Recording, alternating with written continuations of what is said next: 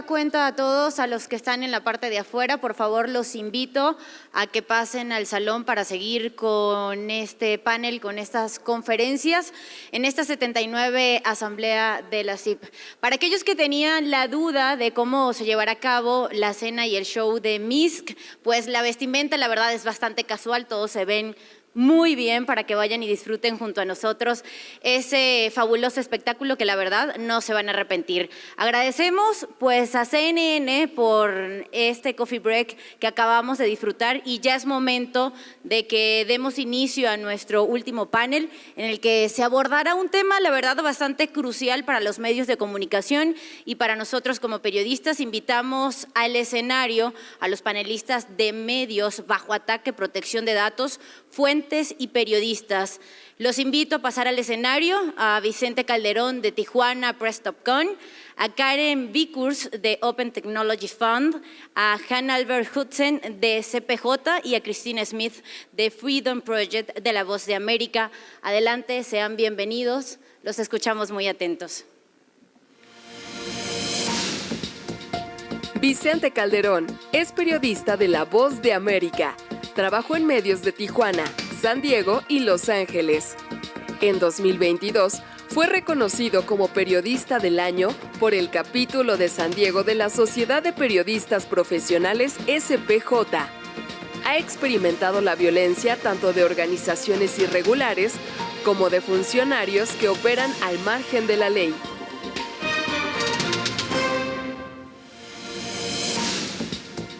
Karen Vickers es coordinadora de seguridad digital en el Open Technology Fund, organización que aboga por la seguridad y la libre expresión en el Internet. Su experiencia con periodistas por más de una década incluye evaluaciones de riesgo, seguridad física y resiliencia psicológica. Karen ha trabajado con periodistas en el exilio.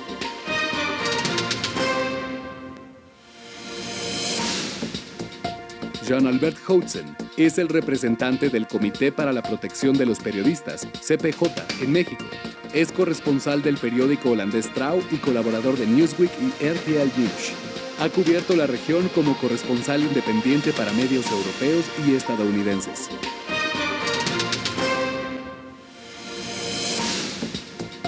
Tina Caicedo Smith trabaja en la sección de libertad de prensa de La Voz de América. Es periodista, productora y presentadora de televisión. Colaboró en proyectos multimedia sobre libertad de prensa en Venezuela, Nicaragua, Colombia y México, para llegar a mayores audiencias.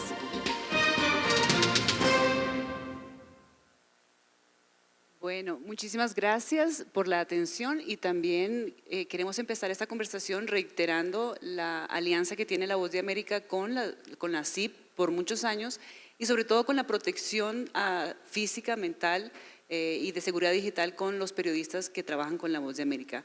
La idea de hacer este panel es un poco de dar soluciones a esos retos que tienen los periodistas, no solo de manera física, sino también digital.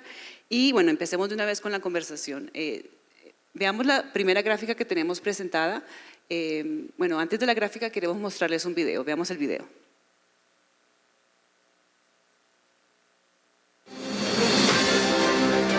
Yo camino en las calles con chaleco antibalas, con un casco de protección militar. Cuando a la gente no le gusta lo que yo digo, hay muchas agresiones vía redes sociales. Nos encontramos justo en la zona, acaban de registrarse lanzamientos de misiles, los cuales se pueden escuchar, justo pueden observar en el cielo. Todavía tenemos las imágenes.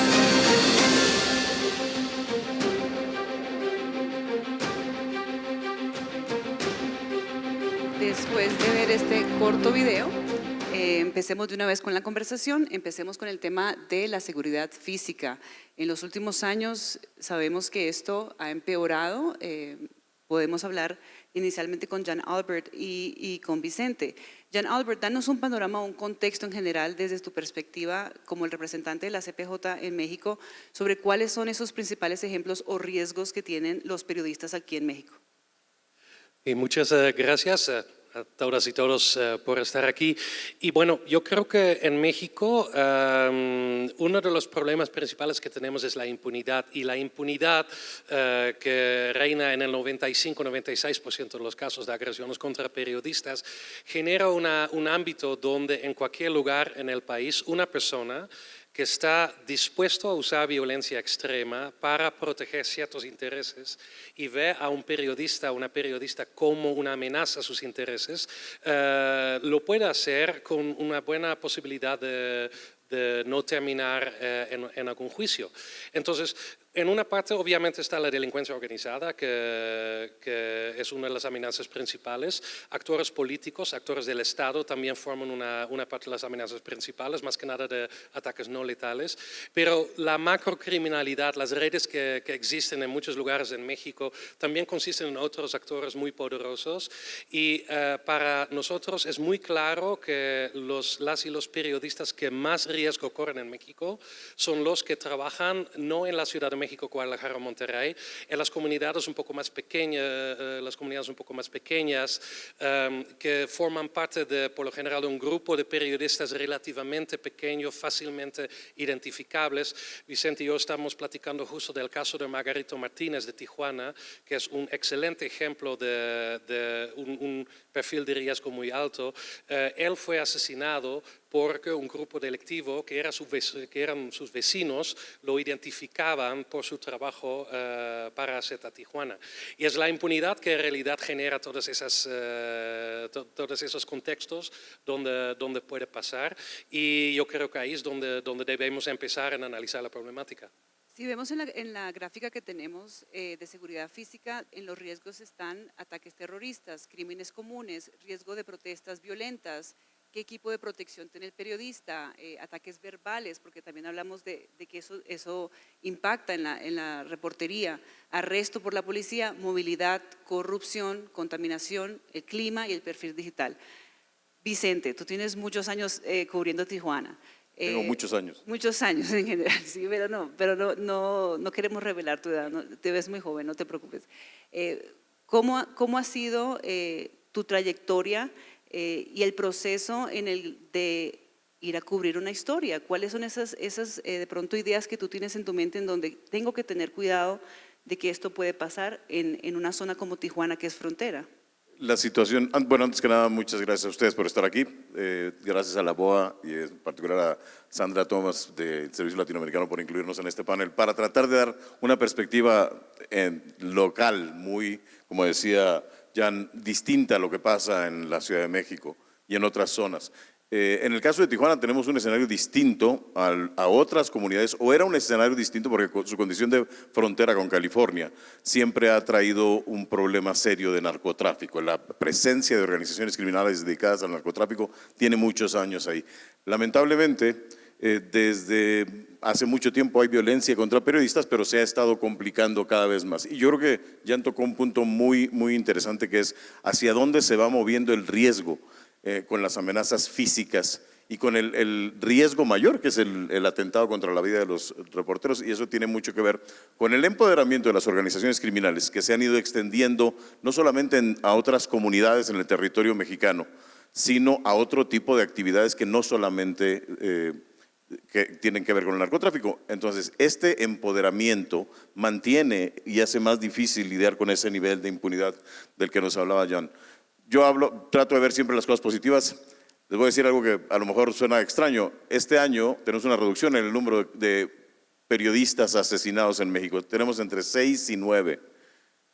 Tenemos una reducción porque el año anterior, el 2022, fue terrible. Fue el de más alto número. Hay entre 12 y 20 periodistas asesinados. Y tenemos el mismo problema que tenemos desde hace mucho tiempo en México, que es que no sabemos cuándo a un periodista en este país lo matan por su trabajo periodístico o por muchas otras cosas que suceden. Entonces yo creo que las amenazas en general, primero la mayor es la cuestión física y los atentados ante el nivel tan alto de impunidad.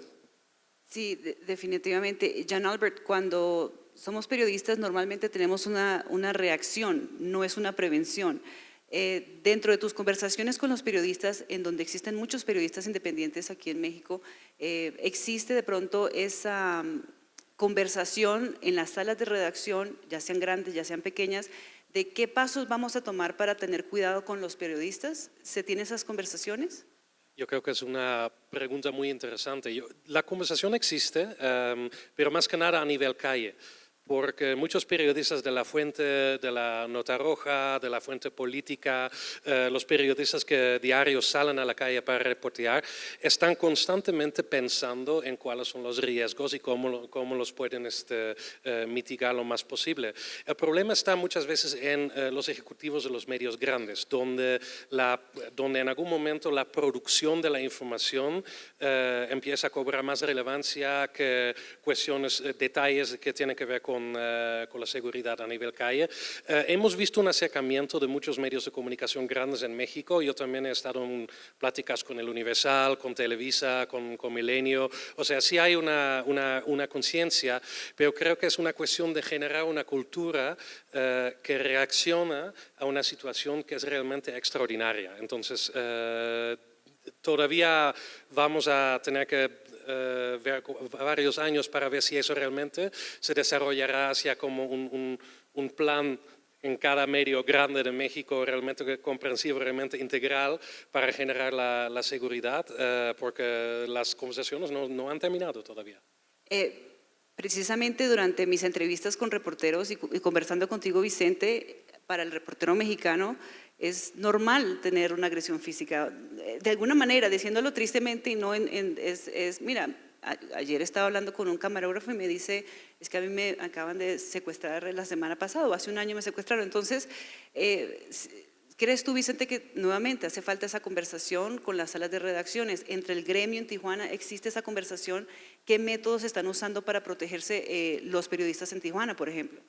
Bueno, vamos echando mano de lo que va saliendo, ¿no? La tecnología nos da algunas oportunidades, por ejemplo, o los cambios en cómo se ejecuta la cobertura. Ya nadie llega solo, o casi nadie llega solo a una escena del crimen en una ciudad como Tijuana, donde tenemos un promedio de 5 asesinatos diarios, la mayoría de los cuales pues tienen un poquito menos de impunidad que los delitos contra periodistas. El problema es que estamos inmersos en una sociedad muy violenta, donde la violencia se ha estado extendiendo territorialmente, pero también incrementando. Entonces, se hacen grupos, la gente, antes usábamos el Nextel, había unos radios tipo walkie-talkie, empezamos a generar grupos para informar quién iba a ir, quién llegaba, si había presencia del ejército, si se sentía que ese lugar podía empezar uno a hacer la cobertura. Mira, hay gente que tiene mucha más experiencia con diferentes estrategias. También está el cambio de las rutas. Yo cuando empecé a reportear en 1988 mataron a Héctor Félix Miranda, editor del semanario Z, que sigue haciendo un trabajo extraordinario a pesar de toda la problemática que tienen que enfrentar como cualquier otro medio por la transición digital. Hoy el periódico es como la tercera parte en papel de lo que era anteriormente, pero el contenido es extraordinario y son la gente que revela muchas de las cosas que muchos otros reporteros no pueden o no podemos publicar.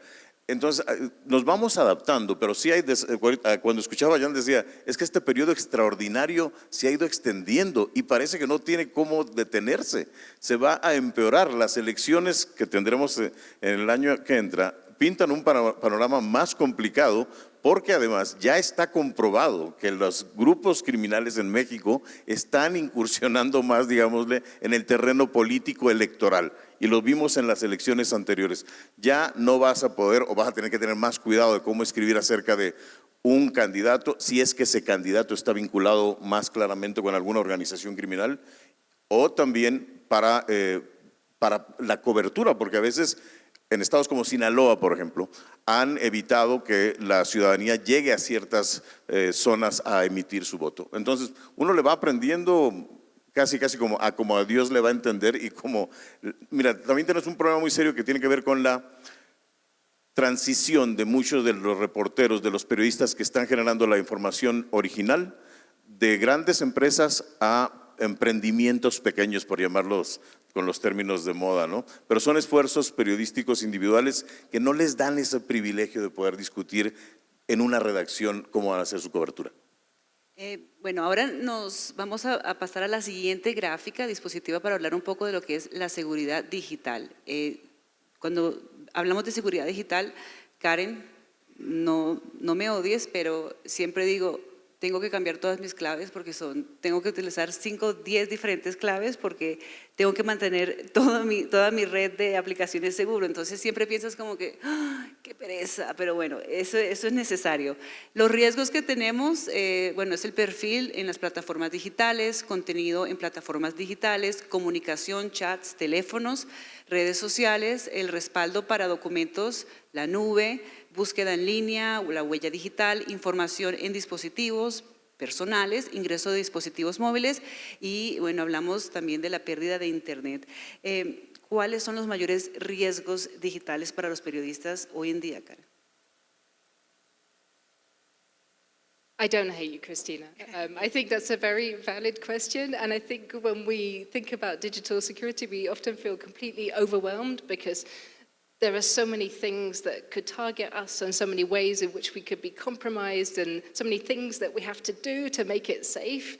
And I think it's a really individual thing. I think we've, as Jan and Vicente were saying, the physical security side depends on your individual context and your individual story and assignment, and digital security is even more personal in many ways. I think when we look at the region and hearing from both Vicente and Jan and the panels over the last few days, the situation for journalists here is very much a situation where individuals are constantly under surveillance, and surveillance, as we know, isn't just a digital surveillance, it's often physical surveillance, and it's very hard for us to separate these things. And on top of that, we know how important it is, not only for journalists reporting on their own countries, but journalists reporting in exile, the importance of protecting sources and knowing that your families might also be at risk, this kind of secure communication and the potential for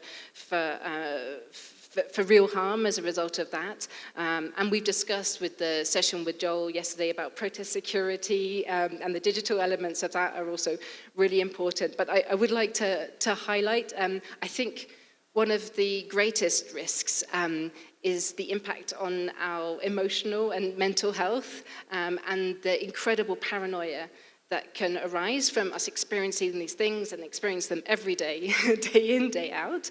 And I think a healthy paranoia is important, but a paranoia that takes us to the point where we just give up and do nothing at all because it seems too hard, I think that's one of the greatest risks. No, definitivamente cuando un periodista es amenazado de manera digital, ya sea por sus redes sociales, ya sea por un correo electrónico, eso afecta mentalmente el trabajo, yo creo que de cualquier persona. Sin embargo, ¿qué pasos puede tomar un reportero, un medio de comunicación para algo básico que deban tener en cuenta para ellos poder tener esa protección digital? Una de las cosas que estaba leyendo hoy es que la UNESCO dice que la seguridad digital es la primera línea del periodista, o sea, se debe tener cuidado con eso. I think there are steps that we can take when we come to digital security at a point where we've already received an attack or we've already been threatened. And I think that's often when we come to these things, when we're already in a panic and we need something now. But I like to recommend 4 things that I think is possible for everyone to do, some of them every day, some of them once a month, that could just make things a bit safer. As I said, all these password managers and having secure passwords, I think that's all incredibly important, and those steps are really appropriate. But there are a few things that we can do every day, or at least once a month, that would really help things in terms of digital security. And I like to rank them on the cake scale, or we can put them a tequila scale, perhaps, for the context. And that's the question is, how much cake would it take? We know that when we do digital security actions, this is on top of our own work, and this is probably at the end of the day when we're feeling tired, so we need to keep it simple. And the first thing I would recommend, I think this is about a biscuit and a cup of tea, is to update your devices and all your applications. A lot of organizations put out these updates once a month, generally at a regular time, often the second Tuesday of every month.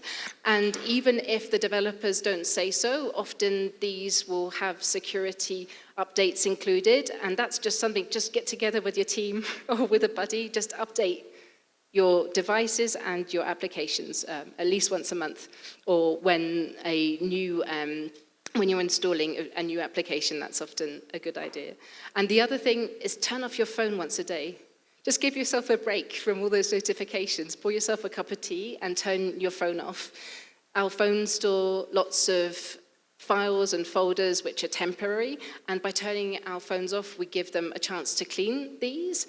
And there's malware viruses and other malware which cannot survive a phone being turned off. It's often more complicated or expensive to design programs that can do that. So just turning off your phone can, in some cases, remove security loopholes. The other thing I would say, and this would maybe take a slightly bigger slice of cake, is to look through the permissions on your phone. We've talked about surveillance, and we've talked about spyware, and I'm sure we can talk about that a little more detail later in the panel.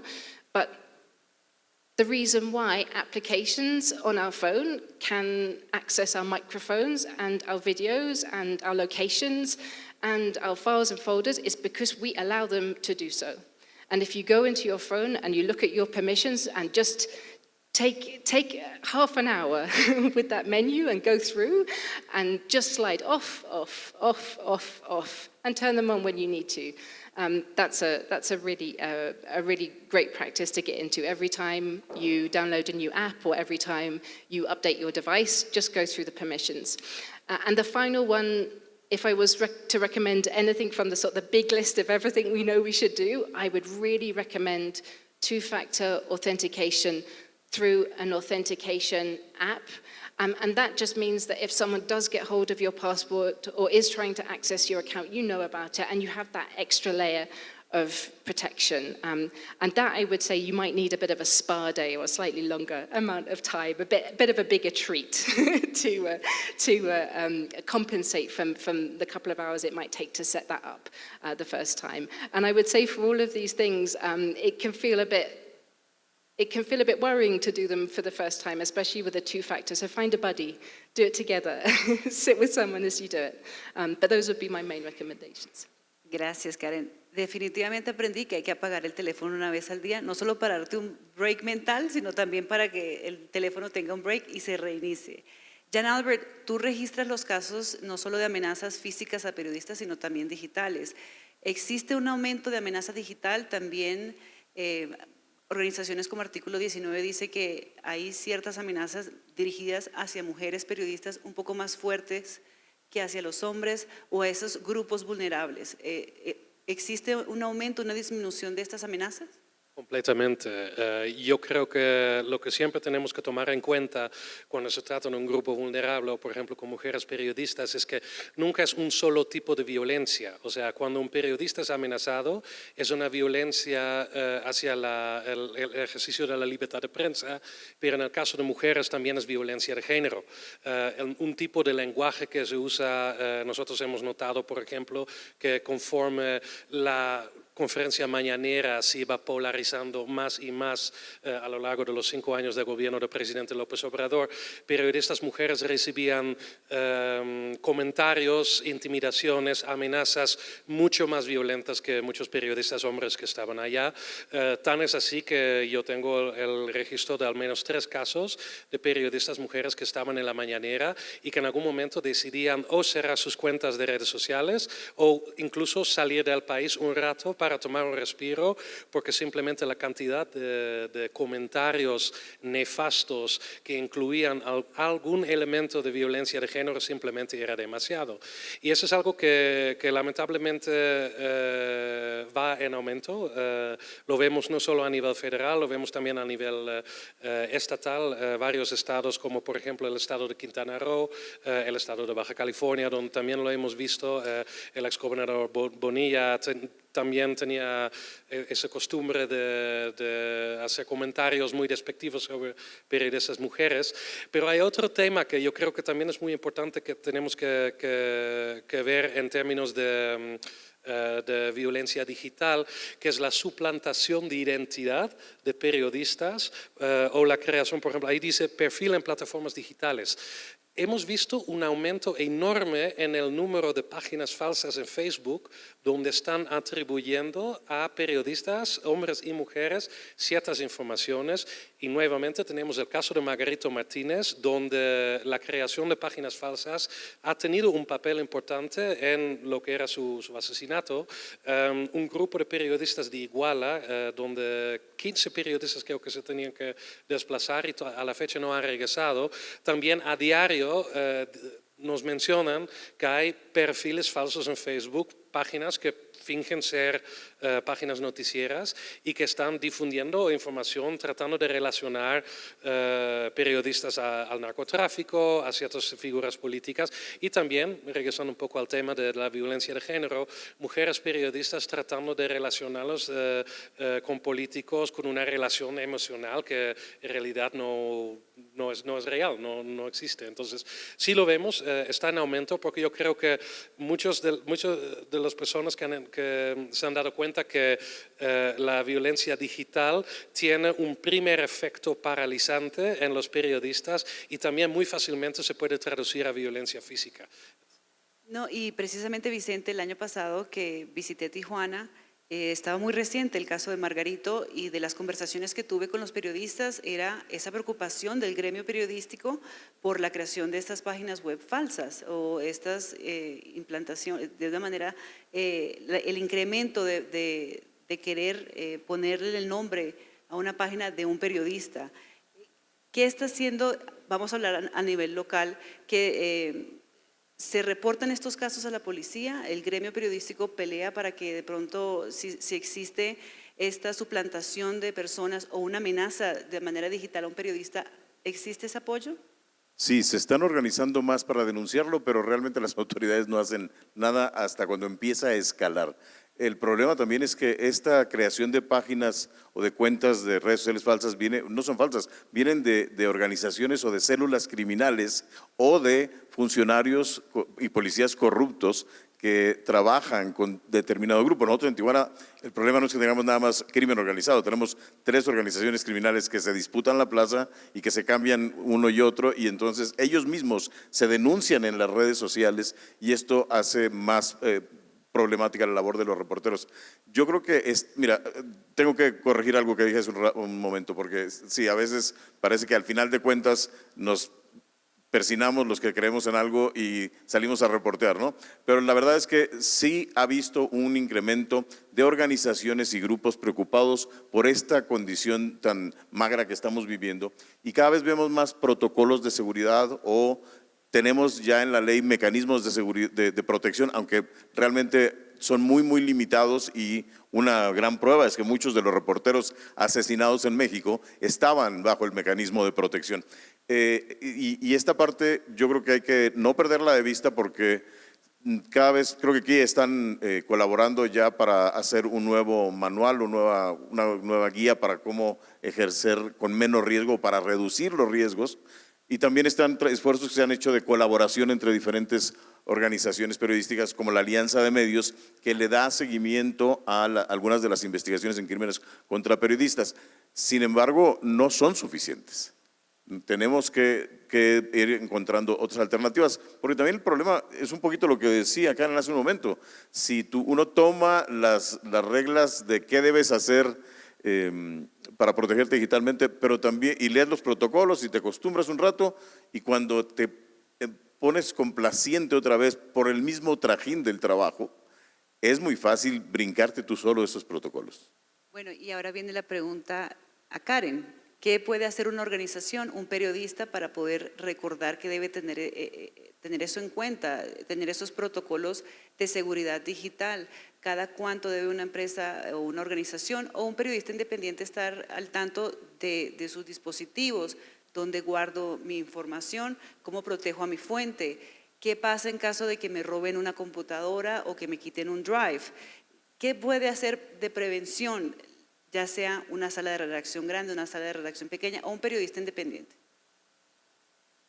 I think the first thing to do is have the conversation, and I think we've talked about having protocols in newsrooms and talking about risk assessments, and that's such an important part. And Joel yesterday talked about just having that 10-minute conversation before going out to a protest or on assignment, and I think there has to be something like that also for digital security, because you've spoken about all the things that could be at risk, the things stored on our devices or our sources, and there are things that we can do to protect these in different ways, but having a conversation, and I think that's something in the position of editor or someone higher up in that newsroom, normalizing that conversation, asking people if they've checked their devices, asking people what could be the risks, and just having a quick check-in with people. I mean, when we talk about the procedures that could be put in place to protect devices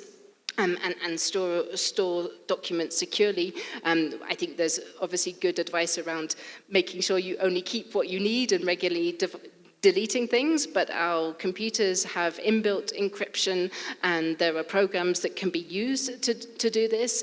I think the point about protecting sources and using secure communication is a really important one, and I think we're very fortunate that we've moved away from Vicente's days of the walkie-talkie to connect to people that might be at risk. We do have lots of ways of communicating with people, and often there's a question about the security of apps like WhatsApp or like Signal and Facebook Messenger, and what should we use and what would be the most secure. And I think the wonderful thing about journalism and digital security is there's always this balance. I mean, to be 100% secure, we wouldn't be able to do our job. So often the choices that we make are those around what our source might feel most comfortable with, and then what can we do to make that safer. For example, Facebook Messenger has the secret chat option. We can turn that on. WhatsApp Messenger, we can use disappearing chats. We can make sure that we don't automatically back up our messages. And we know that Signal is an application that is based on privacy and security and doesn't collect information. So obviously that's ideal. A new option for those sources who would like to be anonymous is an online chat room called letsconvene.im, letsconvene.im, and that opens a one-time chat room that the source and you don't even have to share names or contact details, and could be a way of communicating. But for me, it's that initial conversation with an editor or with your team as you go out, just to think about what might be at risk linked to a particular story or a particular assignment, and normalizing that conversation and not being afraid to ask what people are most worried about and protecting the things that are sensitive. Gracias, Karen. Bueno, ahora vamos a nuestra última dispositiva, hablando de seguridad mental. Los riesgos de seguridad mental, hablamos de riesgos psicológicos, ataques cibernéticos, coberturas de alto estrés, traumas psicológicos y cansancio. Jan Albert, la CPJ va a premiar este año a una periodista mexicana, María Teresa, trabaja en el estado de Toluca, y dentro de mi conversación con ella, lamentablemente fue secuestrada. Tiene un caso muy, muy fuerte, como lamentablemente muchos en México periodistas tienen. Se reportan más casos de periodistas bajo estrés, bajo las constantes amenazas, a pesar de que pueden sufrir esta crisis emocional, continúan haciendo reportería. ¿Qué puedes contarnos de estas conversaciones que tienes con periodistas o estos casos que se registran sobre todo de estas crisis o estos riesgos a la salud mental? Definitivamente se reportan más casos, y no porque ahorita hay más estrés por la violencia, sino porque la salud mental finalmente se ha convertido en un tema. Cuando yo empecé en el CPJ hace como 7, 8 años, era muy raro el periodista que me pedía a mí apoyo psicoemocional después de un caso, pero a través de trabajos muy importantes con organizaciones como Aluna, acá en México, que es una organización que justamente ve la parte psicoemocional de periodistas y defensores, pues la gente está empezando a dar cuenta de cuándo tienen un trauma psicológico y cuándo no. Y muchos periodistas en México no están experimentando lo mismo que periodistas que ahorita andan en Gaza. Es una situación de intensidad baja pero constante, de no saber de dónde viene el peligro, de nunca saber exactamente en quién puedes confiar, y eso en el momento a lo mejor no tiene un impacto tan fuerte, pero si lo dejas desarrollarse demasiado, entonces ya después de varios años los periodistas empiezan a tener síntomas de trauma psicológico que en su momento simplemente no reconocían. Entonces, gracias a Dios ya se está atendiendo un poquito más, pero creo que todavía tenemos muchísimo trabajo por hacer, y lo vemos, por ejemplo, en el hecho de que el gobierno mexicano, a través del mecanismo federal, prácticamente no pone atención a esta parte. Dan un poco de protección básica a los periodistas incorporados, pero cuando tienen algún problema relacionado con su salud psicoemocional, básicamente están a la deriva, están completamente solos. Entonces ahí es donde nosotros también estamos constantemente presionando para que eso se incorpore también en las medidas de protección, porque es muy necesario. Bueno, y Vicente, precisamente hablando de hablar abiertamente sobre salud mental en Tijuana, que es una zona en donde definitivamente el crimen organizado, y como tú mencionabas, 5 homicidios al día, ¿existen redes de apoyo? ¿Existe de alguna manera alguna organización en Tijuana que apoye a esto? ¿Se conversa sobre eso? Otro de los temas que me parece interesante es de que entre mujeres hablamos un poco más de ese tema, los hombres no tanto, al menos con las conversaciones que he tenido con algunos periodistas. Sí, yo creo que siempre hay un factor de género ahí de la falta de habilidad de los hombres para abrirse en cuestiones personales y emocionales, que precede mucho de esta problemática de la que hablamos. En Tijuana particularmente no tenemos una organización. Desafortunadamente, como ocurre mucho en el gremio en México en general, las organizaciones gremiales mexicanas no son muy confiables. Muchas se utilizan para perseguir ciertos intereses de grupo, y eso hace que muchos periodistas prefieran mantenerse alejados de ellas, ¿no? Tenemos nuevas organizaciones, pero vemos la misma dinámica. Creo que hay muchas organizaciones internacionales que se han acercado a ciudades como Tijuana, no nada más como Tijuana. Tijuana le da una ventaja tristemente porque tiene más historia con esta problemática, pero también porque tiene su cercanía con California.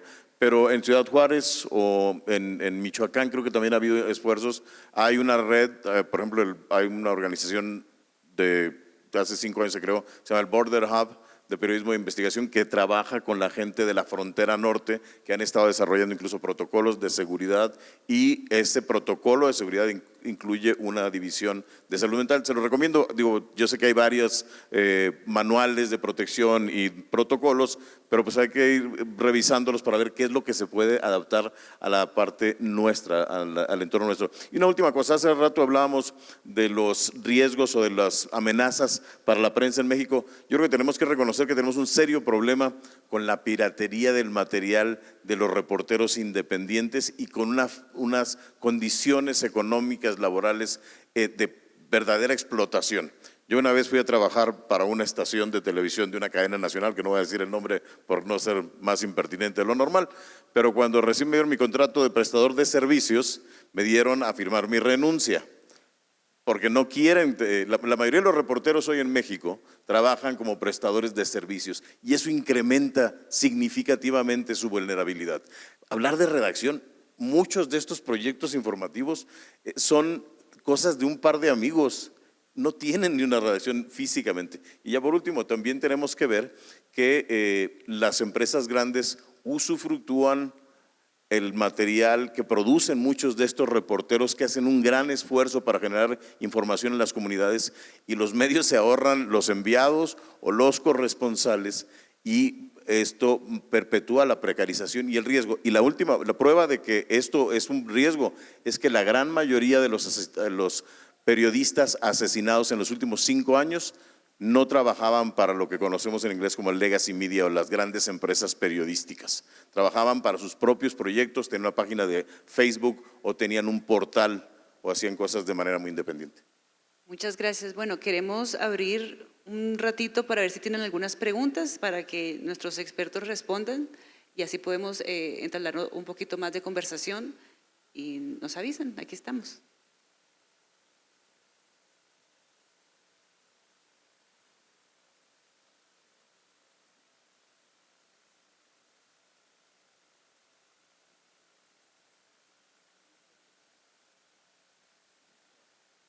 Bueno, dos preguntas que terminarían siendo una. En México, este programa federal de protección a periodistas, primer pregunta, ¿ha habido un cambio entre el pasado gobierno y este? Y segundo, ¿qué tan eficiente o qué tanto se sienten cobijados con este programa? Muchas gracias por la pregunta, que es una pregunta creo que muy pertinente porque la semana pasada renunció el director general del mecanismo, precisamente Enrique Irazoque. En realidad no hemos visto ningún cambio sustancial más allá de un incremento del presupuesto. Pero al mismo tiempo ese incremento de presupuesto para el Mecanismo Federal de Protección no se ha traducido a mejores esfuerzos de protección. Es más, en mis participaciones como acompañantes en las mesas de evaluación de riesgo de personas incorporadas, yo he notado que el gobierno federal tiene una tendencia de negar más medidas a más y más periodistas y también a desincorporar a periodistas. No sentimos que la protección de periodistas es una prioridad para el gobierno federal. Lo vemos un poquito más en estados como Veracruz y en la Ciudad de México, donde los mecanismos locales sí están funcionando con mucha más efectividad, pero a nivel federal definitivamente la infraestructura está allá. El marco jurídico está ahí, hay casos donde sí está protegiendo a periodistas y a defensores, pero la tendencia no es uno de, pues vamos a ponernos las pilas y vamos a realmente atender a esa problemática, y ahí veo simplemente una continuación del gobierno de Enrique Peña Nieto con el gobierno de López Obrador. Si me permiten, hay mecanismos estatales también, y hay aproximadamente 17 estados que tienen mecanismos a nivel estatal, y hay un incremento o una solicitud, hay más solicitudes, hay más gente enrolada porque se sienten más amenazados. Primero, porque hemos avanzado en el sentido de que se han ido constituyendo, pero en general son poco confiables. Otra vez, la evidencia es clara cuando ves que muchos de los que están sometidos o están supuestamente vigilados, como el caso de Margarito o como el caso de Lourdes Maldonado en Tijuana, ambos se habían acercado al mecanismo de protección y de todos modos los mataron.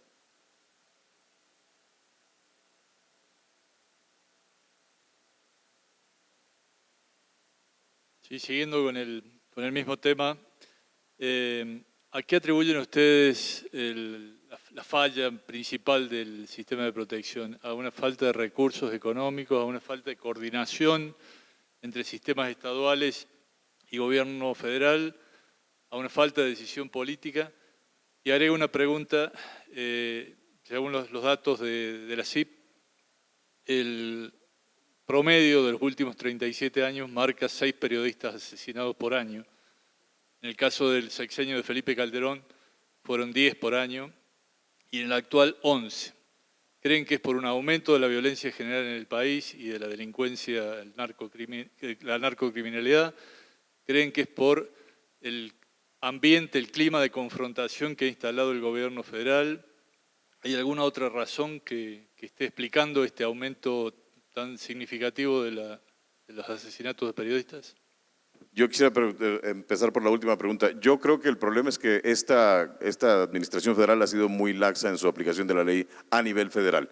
Entonces tenemos un incremento en la violencia, un incremento en el empoderamiento de las organizaciones criminales, y eso incrementa el riesgo para nosotros. Sí, además la polarización, como ustedes han mencionado anteriormente, envalentona a los minions o a los cómplices menores a veces a querer quedar bien con el patrón, porque tenemos este tipo de estructuras, de gente que va subiendo en función de la violencia, y como saben que la posibilidad de que los castiguen es mínima, van a seguir haciéndolo. Entonces, ahora, el proceso electoral yo lo veo con mucha preocupación porque esta misma polarización se puede ir enmascarando. O sea, obviamente hay gente que tiene preferencias por uno y otro partido, o por otras fuerzas políticas, pero ahí de eso se van a agarrar las organizaciones criminales, creo yo, para mezclar y meter su interés ahí, y eso va a incrementar también los peligros para el ejercicio periodístico.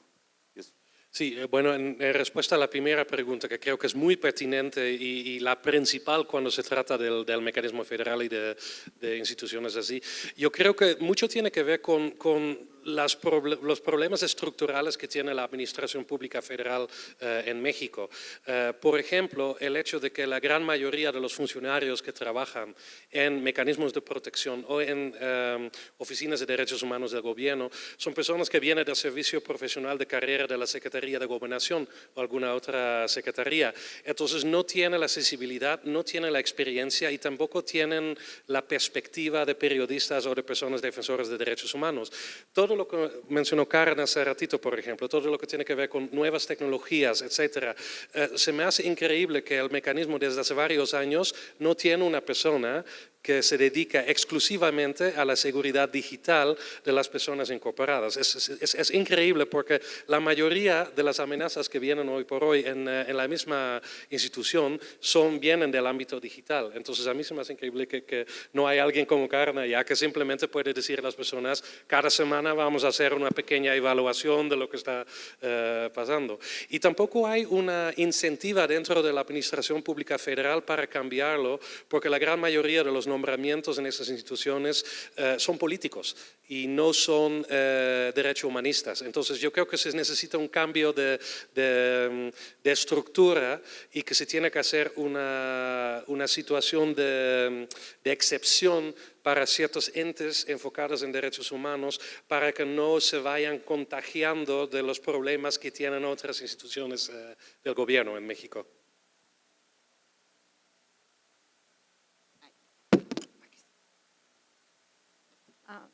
Bueno, quería felicitarles porque realmente toparon el punto más clave y una pregunta. Dentro de los daños o dentro de que sufren los periodistas también está el tema de impunidad. En Ecuador, desde el 2018, fueron periodistas asesinados y todavía no tenemos respuesta. Y lo que normalmente sucede es que, es triste decirlo, pero es la verdad, es que las familias se quedan solas. Pero no hay quien les asesore, quien les ayude, quien les ayude a mantener esa lucha en el tema de fiscalía, esa lucha en el tema de los juzgados. Y quisiera saber la opinión de ustedes si eso no incrementa también el tema de peligro en los periodistas, porque tenemos el peligro de ser asesinados, tenemos el peligro psicológico, tenemos los daños, pero también cuando mueren quedan familias solas. Y al ver eso, pienso que muchos periodistas nos vemos como replegados a dar un paso atrás, ¿no? Y el miedo también es parte de la profesión. Entonces, quisiera saber si ustedes no le considerarían en sus organizaciones eso también como un daño, la impunidad. Jan Albert. Ay, híjoles, es una muy, sí. Bueno, es una preocupación constante. Tengo que reconocer, por ejemplo, el caso de Margarito. Los compañeros del semanario Z siguen pagando su sueldo 2 años después de su… Estamos por cumplir 2 años de su asesinato, pero ese es un privilegio que no tienen muchos, la mayoría de los reporteros. Incluso los reporteros que trabajan para empresas o negocios grandes no están. La precarización es el otro gran tema que no abordamos adecuadamente en este país, la precarización del gremio laboral periodístico. Pero sí, lo que hace es que esto evita que el reportero haga su trabajo. Ese es el gran problema. Claro, habrá que atender a todos los deudos de esta enorme cantidad de víctimas que tenemos en el mundo, pero también ese es el otro gran problema y es producto de la impunidad, porque la impunidad sigue envalentonando gente para que se atrevan a cometer esta que es la máxima agresión contra los periodistas. No sé si ayuda. Sí, justo iba a decir eso. O sea, la desigualdad que existe en la sociedad se refleja también en esa problemática. Yo creo que hay una brecha enorme entre los haves y los not haves dentro del periodismo también. Entonces ahí estamos entrando a una situación estructural en la sociedad mexicana, latinoamericana, también en otros países en América Latina, que también es algo que se debe conversar en realidad y no lo hemos hecho mucho. Bueno, muchas gracias. Yo quiero concluir este panel pidiéndole a Karen algo que nos enseñó hace unos minutos, de unos pasos muy sencillos que se pueden hacer a través del teléfono para que no nos siga, ¿verdad? Como it doesn't track us. ¿Qué podemos hacer? ¿Qué debemos hacer para personas de pronto que manejan el iPhone, que creo que es el teléfono más popular que tenemos, para que estemos en nuestro trabajo, podamos estar un poquito más seguros? ¿Qué podemos hacer? Muéstranos, Karen, y yo más o menos voy explicando mientras tú me indicas. Sí, para hacer. I think the first step is the permissions advice, this advice to go through the permissions that you give to all your applications to access things on your phone. Decide what's most sensitive to you. That's likely to be your microphone, your camera, your location, your files, and turn all of these off and any others that you don't want your applications to have access to. I think that's really the first step. When we talk about surveillance, and we know that this is an issue for Mexico and for Dominican Republic in terms of Pegasus infections and the cases that we have seen, I use that example as the most widely known example of spyware, and there are things that can now be done to protect against attacks of this nature that have been developed following the discovery of the Pegasus infections. And for individuals using the iPhone in your privacy settings, there is an option that's been available since last year called the lockdown mode. That's also available for MacBook users too. And this prevents the sort of background things that happen on your phone, instigating actions that might activate an infection like Pegasus or allow it to enter your phone. So have a go, try it. It does make some elements of your experience work a bit differently. Sometimes your browser experience might be different and some apps might not work as you'd like. But the advantage of having this protection, if that's something that you feel that you might be vulnerable to as a risk, is just try it out. If it doesn't work for you, you can turn lockdown mode off again. And in terms of protecting your devices, I think we've all got used to having antivirus on our computers, but sometimes we don't think that this is available for phones too. Lookout is a really good antivirus for Android, and for iPhone, iVerify. And for those of you who are in a position to have enterprise accounts for your newsroom, iVerify is also available for Android, and iVerify is able to pick up signs that a phone has been infected with Pegasus. So these are really useful things that we can do to check that there have been infections or not. And in terms of the surveillance aspect, I think when we look at all the list of things that we could do to protect ourselves, VPNs is really a wonderful tool just to secure your traffic. I would just be very clear about the fact it's very important to use those VPNs that have been through security audits, that don't collect any data, and there are a number of those which are really useful. It's worth trying out a few of them in your context, as different VPNs work differently in different places. But Nth-Link is a really good one. Amnesia, which is quite new, is a free VPN, which is really brilliant. And we know that TunnelBear and others have free versions of them. And those can all contribute to protecting our devices against any surveillance or collection of information on us that could be used for that.